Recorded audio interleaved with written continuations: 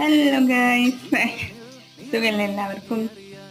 അപ്പോൾ ഞാനേ +1 +2 പഠിക്കുന്ന കാലത്ത് ഒരു 2019-20 ആ ഒരു കാലത്ത് ഞാൻ എന്ത് ചെയ്യുന്നറിയോ, സ്കൂളിൽ വിട്ട് വൈകുന്നേരം വരുന്ന സമയത്ത് നമ്മൾ സ്റ്റോപ്പിൽ ബസ് ഇറങ്ങി നടന്നു വരുമ്പോൾ ഒരു വണ്ടിയിൽ ഇങ്ങനെ കപ്പ വറുത്തത് വിൽക്കുന്നുണ്ടാവും കേട്ടോ. അപ്പോൾ ഞാൻ പൈസ ഉള്ളപ്പോഴൊക്കെ അത് പിറ്റേ ദിവസത്തിന് വണ്ടി കൂടിയുള്ള പൈസ ആയിരിക്കും, എന്നാലും ഞാൻ മേടിച്ചിട്ട് വരും. മസാല ഇട്ടിട്ട് സൂപ്പർ ടേസ്റ്റാണ്, ലൈവായിട്ട് വറുത്ത് കൊടുക്കുന്നതാണ്. അത് മേടിച്ചിട്ട് വരും. അപ്പം ഇന്ന് എനിക്കെന്തോ കുറച്ച് കപ്പ വറുത്തത് കഴിക്കാൻ തോന്നി. അപ്പം കുറച്ച് കപ്പയൊക്കെ മേടിച്ചിട്ട് വന്നു വറുത്തുകൊണ്ടിരിക്കുകയാണ് കേട്ടോ.